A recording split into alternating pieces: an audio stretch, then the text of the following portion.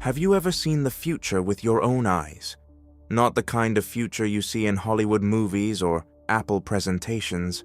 I mean a real future, something you can actually touch. If you fly to Seoul in 2026 and stand on top of the Lotte World Tower, you'll see it immediately. A giant city glowing with neon lights, ultra-fast internet everywhere, silent electric cars moving through perfect streets, robots making coffee, people paying for everything with their phones, screens covering entire buildings. South Korea looks like the most advanced place on Earth. Just a few decades ago, this country was poor and destroyed by war. Now it's one of the biggest technology powers in the world. Samsung, Hyundai, K-pop, skincare, AI, gaming. The entire planet looks at Korea and thinks, this is what the future is supposed to look like. But if you stay there long enough, something starts to feel strange. Listen carefully to the city. You'll hear traffic, notifications from phones, music playing from every store, the sound of millions of people moving non-stop. But there's one thing you don't hear: life. Seoul feels less like a city and more like a machine. Everything works perfectly. Everything is clean, fast, efficient, and modern. But underneath all that perfection, there's a weird emptiness. Walk through Gangnam at night. Luxury everywhere. Plastic surgery clinics on every block. Beautiful faces that almost look computer-generated. Giant ads from Samsung and LG shining above the streets. Everything looks successful. And yet people seem exhausted. In South Korea, being human almost feels outdated. Like the system only values productivity, appearance, and status. The country built an incredible society. Maybe the most technologically advanced society in history. But somewhere along the way, something broke. People stopped wanting to continue it. Playgrounds are empty. Schools are shutting down because there aren't enough children. Maternity hospitals are turning into elderly care centers and funeral businesses. And this isn't just an economic problem. It's something much deeper. South Korea created a world where having children feels impossible. A world where rest feels like weakness. A world where millions of people spend their entire lives running in a competition that never ends. And eventually, many of them made a decision. They simply stopped. We usually imagine the apocalypse as explosions, war, or disaster movies. But what if the real collapse looks different? What if it arrives quietly? A tiny apartment lit only by a phone screen. A lonely dinner from a convenience store. A city full of people where nobody really knows each other anymore. Seoul in 2026 feels less like a dream of the future and more like a warning. A warning about what happens when a society becomes so obsessed with success and efficiency that people slowly lose the desire to live inside it. But let's forget emotions for a second, because there's something much colder and much scarier than emotional stories. Numbers. Numbers don't care about feelings. They don't lie. They can't be hidden behind social media filters or polished government speeches. And the numbers coming out of South Korea look terrifying. There's an important demographic concept called the replacement rate. It's the number of children women need to have for a country's population to stay stable over time. That number is 2.1. Remember it. 2.1 is basically the line between survival and decline. Most developed countries are already below it. Japan, Germany, Italy, they all have problems with low birth rates. But South Korea didn't just fall below the line. It crashed straight through the floor. In 2023, the country's fertility rate dropped to around 0.72. In Seoul, some districts went even lower. That's not just low, that's civilization-level collapse. To understand how extreme this is, imagine 100 grandparents. Their generation has around 70 children, and those 70 grow up to have maybe 30 grandchildren, or even fewer. Within only a couple generations, the population shrinks dramatically. And this is happening in one of the richest, safest, and most technologically advanced countries on Earth. That's what makes it so disturbing. Even during some of history's worst disasters, wars, famines, plagues, people still had children at higher rates than modern South Korea. For the first time, a highly developed society seems to be voluntarily disappearing. And you can already see the consequences everywhere. Schools are shutting down because there aren't enough students. Entire classrooms sit almost empty. Daycare centers are closing year after year. At the same time, elderly care homes keep expanding. Funeral businesses are growing faster than maternity clinics. Some towns are becoming giant retirement communities because nearly all the young people already left. This isn't just an economic slowdown. It feels more like a silent extinction, and the government knows it. South Korea has spent hundreds of billions of dollars trying to fix the problem. Cash payments for families, housing support, childcare programs, financial bonuses for new parents. But nothing really works, because the problem isn't only money. The problem is deeper than that. Millions of young people simply don't believe the future looks worth it anymore. They see endless work, extreme competition, expensive housing, stress, loneliness. And many of them quietly decide, I don't want to bring a child into this. That's the real crisis. Not that people can't have children. It's that many no longer want to. Years ago, some experts warned that South Korea could eventually become the first modern country to disappear naturally through population collapse. Back then, people laughed at the idea. Today, nobody's laughing anymore. Because every year the numbers keep getting worse. Every empty playground, every closed school, every apartment filled with lonely people staring at screens late at night. It all feels like part of a countdown. And while the rest of the world still sees South Korea as the perfect image of the future, the country is quietly becoming one of the clearest warnings about where modern society might be heading next.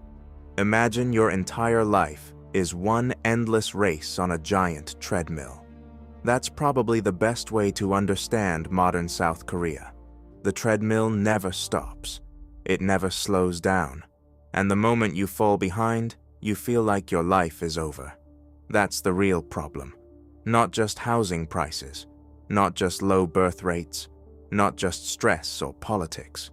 The real problem is that millions of people are trapped inside a system that constantly pushes them to run faster and faster without ever letting them breathe.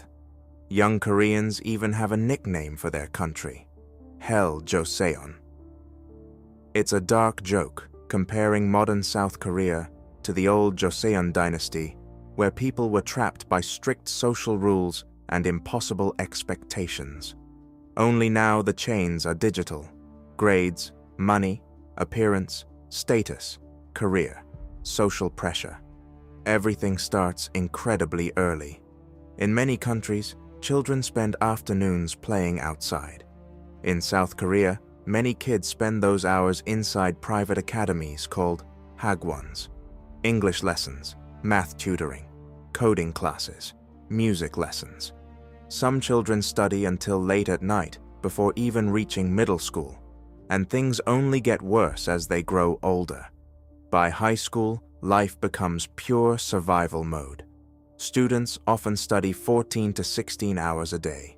They sleep very little. They drink energy drinks constantly just to stay awake. Everything revolves around one massive exam called the Sunyoung. That test basically decides your future, which university you enter, what job opportunities you'll have, how society will see you. The pressure is so intense that on exam day, airplanes adjust flight schedules to reduce noise. Police officers drive late students to testing centers. Parents pray outside temples for hours. An entire country freezes for one exam. Now imagine growing up inside that kind of pressure from childhood. Imagine believing every mistake could ruin your future forever. That does something to people psychologically, and many never fully recover from it. South Korea has one of the highest suicide rates in the developed world. That's not random, because the system constantly teaches people that their value depends on performance. And after school comes the next level of the treadmill: work. Corporate culture in South Korea is brutal. Long hours, extreme hierarchy, constant pressure to impress bosses, mandatory after-work drinking sessions.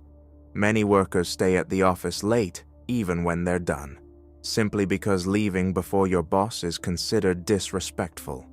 People spend most of their lives exhausted. Then they go home to tiny, expensive apartments where half their paycheck disappears into rent. And even outside work, the pressure continues. Appearance matters enormously in Korean society. Plastic surgery is common. Beauty standards are extreme. Social media constantly reminds people they need to look richer, prettier, and more successful. It never ends. More money, more success, more status. The treadmill keeps moving faster, and eventually millions of people reach the same conclusion. This isn't a life. That's why the birth rate collapse is happening. Not because people suddenly hate children, but because they're mentally and emotionally drained. Having kids no longer feels joyful. It feels impossible. Children are expensive. Education is expensive. Housing is expensive. Time barely exists. People are already struggling just to survive emotionally by themselves, so they start giving up on bigger dreams. First dating, then marriage, then family. Not out of selfishness, out of exhaustion. That's the core diagnosis of South Korea. The country built an incredibly efficient machine for creating workers, consumers, and high achievers. But it forgot something important. Human beings are not machines. They need rest, connection, meaning, hope. And modern Korean society slowly squeezed those things out of everyday life. The result is a country that looks futuristic on the outside, but deeply burned out underneath. A place where technology advanced faster than human happiness. And maybe that's the scariest part of all, because a lot of other countries are slowly building the exact same treadmill. Most people look at South Korea and see a success story. And technically, it is. A country that went from poverty and war to becoming one of the richest and most technologically advanced nations on Earth. Korean companies dominate global markets. Korean music, movies, and brands are everywhere. From the outside, it looks like the perfect modern society. But underneath that success, something is breaking apart. Because the Korean system works almost like a giant human factory. From childhood, people are trained to compete non-stop. Every stage of life feels like another level of pressure. And if you can't keep up, the system makes you feel useless. Everything starts with education. In South Korea, school is not just school. It's war. Parents spend enormous amounts of money trying to give their children even the smallest advantage. Kids go from regular school straight into private academies called hagwons, where they study until late at night. English, math, science, coding, music. Some children barely have time to sleep. For many Korean students, childhood doesn't really exist the way it does in other countries. There's almost no freedom to relax or waste time. Every hour must be productive. And the older students get, the worse the pressure becomes. By high school, many teenagers study longer hours than full-time workers in other countries. They sit inside classrooms and libraries deep into the night, running on caffeine and exhaustion. Everything leads to one moment, the Sunyoung exam. This single test has massive power over a person's future. A high score can open doors to elite universities and top companies. A low score can make people feel like their entire future collapsed before adulthood even began. The pressure around it is almost surreal. On exam day, Planes reduce flights to avoid disturbing students during listening sections. Police escort late students through traffic. Parents gather outside temples and schools praying for good results. An entire nation treats one exam like a life or death event. Now imagine growing up inside that environment from the age of 5 or 6. Imagine hearing constantly that your future depends on being better than everyone around you. That kind of pressure changes people. Many students develop severe anxiety, depression, and burnout long before becoming adults. But in Korean society, showing weakness often feels shameful, so most people keep going. They smile, they study harder, they pretend they're fine, until eventually some of them break completely. South Korea has struggled with extremely high suicide rates for years, especially among students and young adults. And while there are many reasons behind that crisis, one thing is clear: the system pushes people incredibly hard. But the pressure doesn't stop after graduation. That's where another nightmare begins: corporate life. South Korea's work culture is famous for being intense. Employees often work extremely long hours. Office hierarchy is strict. Younger workers are expected to obey older bosses without question. Even after finishing work, many employees feel forced to stay late because leaving before your manager is seen as disrespectful. Sometimes workers sit in offices doing almost nothing for hours, just to avoid looking lazy. And then come the after-work drinking sessions. These company dinners are technically social events, but many workers describe them as mandatory performances. Employees drink with bosses to show loyalty and commitment to the company, even if they're exhausted, even if they want to go home, even if they need sleep. The company slowly becomes your entire life. Meanwhile, living costs keep rising. Housing prices in Seoul are insane. Young people spend years trying to save money while paying huge rents for tiny apartments, barely larger than storage rooms. For many, buying a home feels completely impossible. And on top of all that comes another brutal layer of pressure: appearance. In South Korea, physical appearance plays a huge role in social and professional life. Attractive people often receive better treatment during job interviews and social interactions. Plastic surgery became so common that it's treated almost like normal self-improvement. Beauty standards are extreme. People constantly compare themselves online. Perfect skin, perfect bodies, perfect clothes, perfect lifestyles. Social media makes the pressure even worse. Everyone feels like they're competing not only financially, but physically and socially too, and eventually people become emotionally exhausted. That exhaustion is the key to understanding the system failure. Young Koreans aren't rejecting marriage and children because they're lazy or selfish. Many of them simply feel drained. After surviving years of school pressure, brutal work culture, and impossible living costs, they look at family life and think, how could I possibly handle even more responsibility? Children in Korea are not seen as simple joy anymore. They're seen as another massive source of pressure and financial burden. Private education alone can cost enormous amounts of money. Parents feel intense social pressure to give their children every advantage possible. That means more tutoring, more classes, more competition. Many young adults watched their own parents sacrifice everything for work and status. They saw exhausted fathers sleeping only a few hours a night, mothers under constant stress trying to support the family. And now, they don't want that same future. So they quietly step away from the traditional path. No dating, no marriage, no kids. Not because they hate life, because they feel like the system already took too much from them. That's why throwing money at the birth rate problem hasn't worked. The government offers financial support, childcare programs, and cash incentives for families. But people understand that the real issue is much deeper. The issue is that modern Korean life feels emotionally unsustainable. The country successfully built one of the most efficient economies in the world, but in the process, it also built a society where millions of people feel trapped inside endless pressure with no clear reward at the end. And when an entire generation begins to associate adulthood with exhaustion, loneliness, and stress, something very dangerous happens. People stop believing in the future. That's the real system failure, not technology, not economics alone. A society that became so obsessed with productivity and success that it slowly crushed the human desire to continue living inside it. Most revolutions are loud.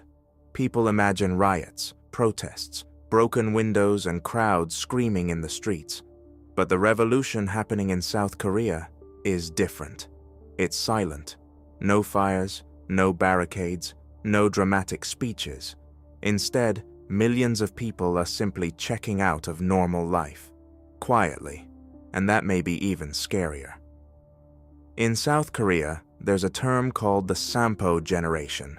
It means giving up on 3 things: dating, marriage, and children. Later, the term evolved into Npo generation, where the N basically means giving up on an endless number of things, not just relationships, dreams, home ownership, friendships, free time, hope. That's the real collapse happening in everyday life. People aren't just struggling financially anymore. Many feel emotionally bankrupt. Dating in modern Seoul often feels less like romance and more like a job interview. Where did you study? How much money do you make? Do you own property? What neighborhood do your parents live in? Love became another competition, another status game. And for people already exhausted by school and work, relationships start feeling stressful instead of comforting. So many young adults stop trying altogether. First, they stop dating because it's expensive and emotionally draining. Then they give up on marriage because weddings, apartments, and raising children feel financially impossible. Eventually, they stop imagining family life at all. Not because they hate children, because modern life already feels too heavy. And that emotional exhaustion is everywhere in Seoul. You can feel it late at night inside convenience stores, where exhausted office workers eat microwaved meals alone under fluorescent lights. You can feel it inside packed subway trains where nobody speaks. Thousands of people standing shoulder to shoulder in complete silence, staring at phones with dead eyes after another 12-hour workday. South Korea is one of the most connected countries on Earth digitally, but emotionally, many people have never felt more isolated. And that isolation is creating terrifying social problems. One of the darkest examples is something called godoksa, which means lonely death. It happens when someone dies completely alone in their apartment and nobody notices for days, weeks, or even months. Neighbors living only feet away have no idea someone disappeared. Sometimes police only discover the body after a terrible smell starts spreading through the building. What makes this even more disturbing is that lonely deaths are no longer happening only to elderly people. Increasingly, victims are young adults, men and women in their 20s and 30s who quietly disconnected from society until they vanished completely. That tells you how deep the loneliness crisis has become. Many people in South Korea now live almost entirely online. Food gets delivered to the door. Shopping happens through apps. Entertainment comes through streaming. Conversations happen through screens. Some barely interact with another human face-to-face for days. The country even has growing numbers of hikikomori, people who isolate themselves inside tiny rooms for months or years at a time. Not because they're lazy, because the outside world feels overwhelming, too competitive, too exhausting, too judgmental. So they retreat into isolation where at least they can breathe. Technology makes this easier than ever. You can survive almost completely alone now, and that creates strange replacements for real human connection. Millions watch mukbang videos, live streams where people simply eat huge amounts of food while talking to viewers. It sounds bizarre from the outside, but many lonely people watch these videos while eating dinner because it creates the illusion of companionship. A fake dinner table, a fake connection, a fake feeling of not being alone. The same thing is happening with AI companions and virtual relationships. Some young people now feel more comfortable talking to chatbots than to real people. Because bots don't judge you, they don't reject you, they don't compare salaries or social status. Real relationships feel complicated and risky. Artificial ones feel easier. That may sound futuristic, but it also feels deeply sad. Meanwhile, social media constantly makes everything worse. Every scroll reminds people of what they don't have. Perfect couples, perfect apartments, perfect vacations, perfect careers. People compare their real lives to heavily edited online fantasies all day long. And over time, many start feeling like failures, no matter how hard they work. That pressure slowly destroys self-worth. Even friendship becomes harder. Many Koreans are so busy and mentally drained that maintaining close relationships feels difficult. Long work hours leave little energy for social life. People cancel plans, stop answering messages, lose touch with friends. Eventually, loneliness becomes normal. And once isolation becomes normal, society itself starts weakening. Because healthy societies depend on trust, connection, and community. But modern Korean life increasingly pushes people toward emotional survival mode instead. Everyone protects themselves. Everyone hides weakness. Everyone acts fine while silently burning out inside. The government sees the problem, but many of the solutions feel almost dystopian. There are apps designed to check whether elderly people are still active, AI robots made to talk to lonely seniors, technology trying to replace missing human relationships. But no machine can truly replace human warmth. A robot cannot become family. An app cannot replace friendship. An algorithm cannot cure emotional emptiness. And yet society keeps moving further in that direction. More screens, more automation, more isolation. That's why everyday life in South Korea feels so strange right now. The country looks futuristic and successful on the outside, but underneath the glowing lights, many people feel emotionally disconnected from almost everything around them, from neighbors, from relationships, from community, even from the future itself. And when everyday life starts feeling empty for millions of people at once, the collapse doesn't happen suddenly. It happens slowly, one lonely apartment at a time. One cancelled relationship at a time, one silent dinner at a time, until eventually an entire society begins forgetting what normal human connection even feels like anymore. Whenever a society starts falling apart like this, one question always appears. Who's responsible? The government? Big corporations? Capitalism? Social media? Men? Women? And the uncomfortable truth is that in South Korea, everybody seems to blame everybody else. That's part of the reason the situation feels so hopeless. The country is slowly turning into an emotional battlefield where people no longer see each other as partners or teammates. They see each other as problems, especially men and women.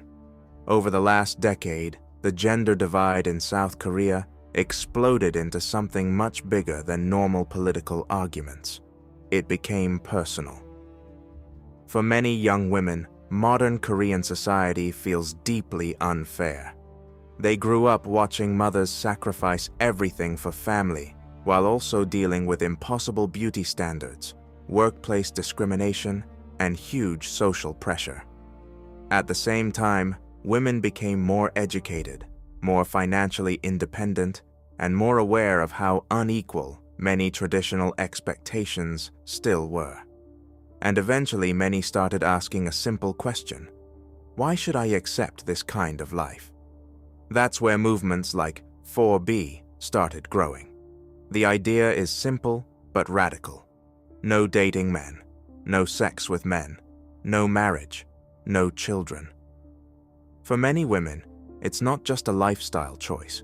It's protest, a rejection of a system they believe takes too much from them while giving very little back.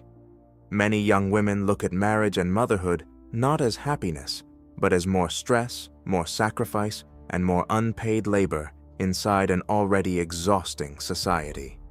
At the same time, many young men feel completely attacked and abandoned by the system too. They grew up under insane academic pressure. Many spent years preparing for impossible job markets. Most also had mandatory military service, losing years of their youth while trying to survive financially. Now many of them feel blamed for problems they didn't create, and that resentment keeps growing online. The internet in South Korea became full of gender wars, forums, comment sections, social media fights, constant anger, women accusing men of misogyny and exploitation, men accusing women of selfishness and hypocrisy. Both sides increasingly see each other as enemies instead of potential partners, and social media algorithms make everything worse because outrage gets attention. The more angry people become, the more engagement platforms receive. Then another terrifying problem enters the picture: digital sex crimes. South Korea has dealt with massive scandals involving hidden cameras, known as molka, tiny spy cameras hidden in bathrooms, hotels, changing rooms, and public spaces. Thousands of women discovered private videos of themselves uploaded online without consent. For many women, this completely destroyed trust. Imagine living in a society where even public bathrooms or hotel rooms feel unsafe, where any stranger holding a phone might secretly be recording you. That creates paranoia, fear, emotional distance, and once trust disappears between men and women, relationships become extremely difficult. But the blame doesn't stop there. Big corporations also carry responsibility. The giant Korean chaebols, companies like Samsung, Hyundai, and LG, helped turn the country into an economic superpower, but they also helped normalize brutal work culture, long hours, constant competition, total loyalty to work above everything else. For decades, success became the center of Korean identity. Your job wasn't just your career. It became your value as a human being. And the government encouraged this model because economically it worked. South Korea became rich incredibly fast. But while the economy grew, emotional and social health quietly collapsed underneath it. Politicians focused heavily on growth, technology, and global success. Much less attention was given to burnout, loneliness, or mental health. Now the government is panicking. Billions of dollars are being spent trying to increase birth rates, housing programs, financial bonuses, childcare support. But many young people don't trust these solutions anymore. Because the problem isn't just financial. The problem is that modern life itself feels broken. Then there's social media, maybe the most invisible force of all. Apps like Instagram, TikTok, and YouTube constantly push impossible lifestyles into people's faces. Perfect bodies, perfect relationships, perfect apartments, perfect careers. People spend hours every day comparing themselves to edited versions of reality. And eventually many begin feeling like failures no matter how hard they work. That creates endless insecurity. You must be richer, more attractive, more successful, more productive. The pressure never stops. And over time, millions of people become emotionally exhausted, trying to keep up. That's why this crisis feels impossible to solve. Because there isn't one villain. The problem is systemic. Schools push people too hard. Corporations demand endless productivity. Social media destroys self-worth. Politics turns gender conflict into entertainment. Technology increases isolation. Everything feeds into everything else. And in the middle of all this are ordinary people trying to survive emotionally. That's the tragedy. South Korea didn't collapse because people became lazy or weak. It's collapsing because the system became too heavy, too competitive, too expensive, too emotionally exhausting. People still want happiness, they still want love, but many no longer believe modern society can actually provide those things, so they stop participating. Quietly. No marriage, no children, no future plans. Not because they hate life, because deep down, many feel like the system already consumed most of their energy just to survive adulthood. And when an entire generation begins feeling that way at the same time, society itself starts breaking apart from the inside.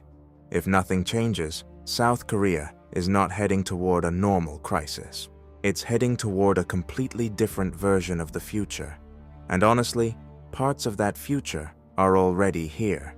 Look at South Korea from space at night. Seoul shines like a giant explosion of light. Bright highways, glowing skyscrapers, endless movement. It looks alive 24 hours a day. But outside the capital area, darkness starts spreading. Small towns are emptying out. Schools are shutting down. Hospitals are disappearing. Entire neighborhoods are aging in real time. South Korea is slowly turning into one giant megacity surrounded by regions that are quietly dying. Everything is concentrated in Seoul now. Jobs, money, universities, opportunities, status. Young people leave smaller cities because staying there feels like giving up on life. And once the young population leaves, those places begin collapsing almost immediately. Stores close because there aren't enough customers. Schools close because there aren't enough children. Bus routes disappear because there aren't enough passengers. Some villages now have average ages over 65 or even 70 years old. Think about that for a second. Entire communities where almost nobody is young anymore. And once the last elderly residents die, those places basically disappear from the map. Nature slowly takes over. Empty homes, broken playgrounds, silent streets. It starts looking less like a modern country and more like abandoned land after a slow evacuation. At the same time, Seoul becomes more crowded and more expensive every year. Millions of people are competing for tiny apartments and shrinking opportunities inside one massive city. That pressure pushes housing prices even higher. Young adults spend years trying to save money while paying ridiculous rent for apartments barely big enough to live in. Some people joke that in Seoul, you can sit on your bed and cook dinner without even standing up. But behind the joke is a real problem. Nobody feels stable anymore. And without stability, people stop planning long-term lives. No marriage, no children, no future. That creates a terrifying cycle. Low birth rates make the economy weaker. A weaker economy creates more stress. More stress lowers birth rates even further. The country slowly traps itself, and eventually the economic consequences become unavoidable. Modern economies need young people.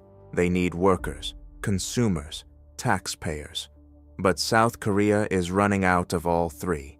The population is aging incredibly fast. That means fewer workers supporting more retirees every single year. Imagine an upside-down pyramid. At the top are millions of elderly people needing pensions, healthcare, and support. At the bottom is a much smaller, younger generation, carrying the entire system on their backs. That kind of structure eventually becomes impossible to maintain. Economists already warn that future workers may have to spend huge portions of their income just supporting the aging population through taxes and social costs. And young people know this.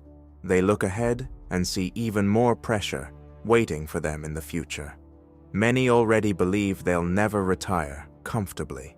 They assume they'll work most of their lives and still struggle financially. That destroys motivation.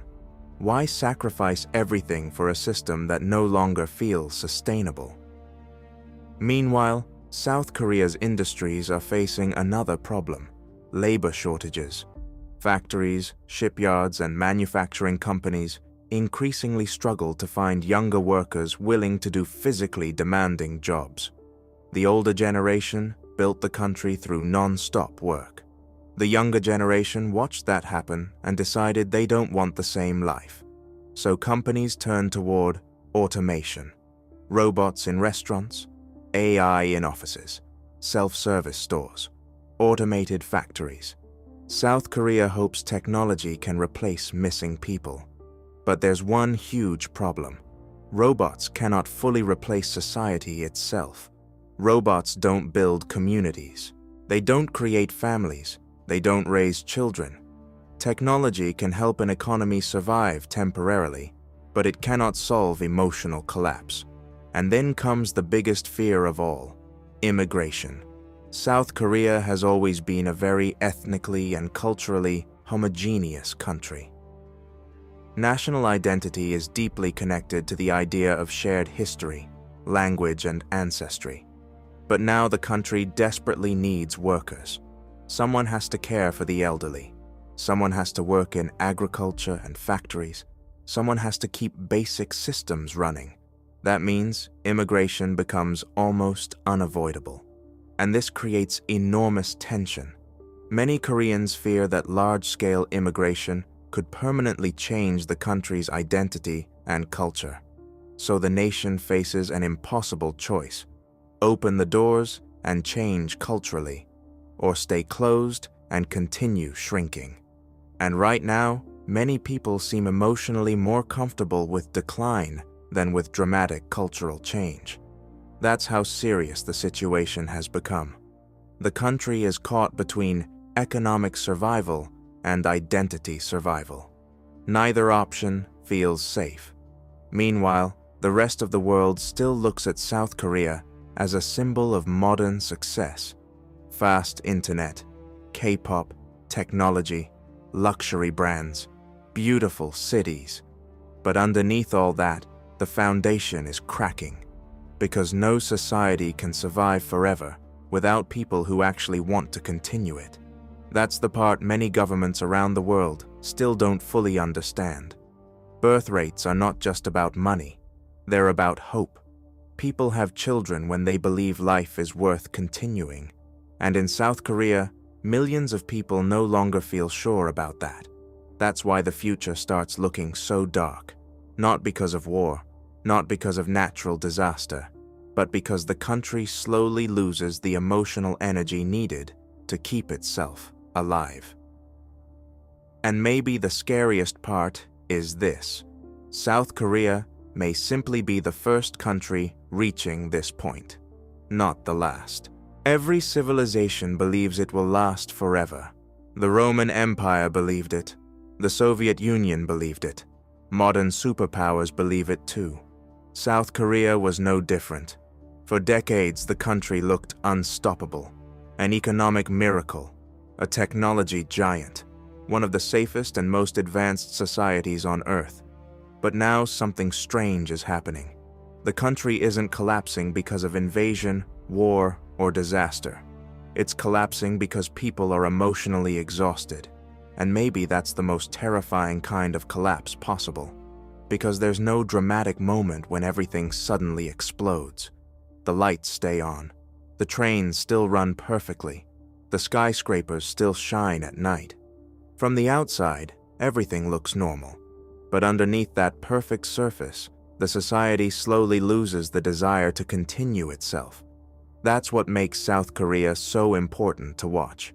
It's showing the world what happens when a country becomes too focused on productivity, competition, and success while forgetting basic human needs: connection, rest, family, meaning. Modern Korean society optimized almost everything except happiness. People work harder than ever, study harder than ever, compete harder than ever, and somehow they feel emptier than ever too. That's the real tragedy. A country can survive poverty. It can survive political crisis. It can even survive war. But once people stop believing in the future, everything starts breaking apart. And in South Korea, that belief is fading fast. Millions of young people no longer see adulthood as something exciting. They see stress, debt, loneliness, burnout. So they quietly step away from the traditional path. No dating, no marriage, no children. Not because they're evil, not because they hate family, but because many feel like modern life already takes everything out of them just to survive. And when enough people start feeling that way at the same time, society slowly begins shutting itself down from the inside. That's why the falling birth rate is not just a statistic, it's a warning sign. It's the emotional health report of an entire civilization. Because having children is fundamentally an act of hope. It means believing tomorrow is worth continuing. And right now, millions of people in South Korea are unconvinced. That's why the future starts looking so haunting. Imagine Seoul 100 years from now. The giant skyscrapers still standing. Subway tunnels still running underneath the city. Technology everywhere, but far fewer people. Entire neighborhoods filled mostly with elderly residents. Schools converted into nursing homes. Empty playgrounds surrounded by silent apartment towers. And eventually, maybe even whole towns disappearing completely. Not because of bombs, because nobody stayed. That's the nightmare South Korea is approaching. A technologically advanced society slowly becoming emotionally empty. And maybe the darkest part of all this is that South Korea is probably not unique. It's just ahead of everyone else. Look around the world. Falling birth rates are spreading almost everywhere. Developed modern life becomes more stressful, expensive, and isolated. Japan, China, Germany, Italy, parts of America, more loneliness, more screen addiction, more anxiety, less connection. South Korea simply reached the extreme version first. It became the world's warning sign, a glimpse of what happens when human beings are treated more like economic units than actual people. Because in the end, no civilization survives on technology alone. Not on smartphones, not on AI, not on billion-dollar companies. A civilization survives because people still want to live inside it. And once that feeling disappears, no amount of money or innovation can fully replace it. That's the lesson hidden underneath all the glowing lights of Seoul. The future is not guaranteed, not even for the richest and smartest societies on Earth. And maybe one day, historians will look back at South Korea the same way we now look at fallen empires, not asking how it was destroyed from outside, but asking something much stranger. How did such a successful society slowly convince its own people to stop believing in life itself? Because that may be the real apocalypse of the modern world.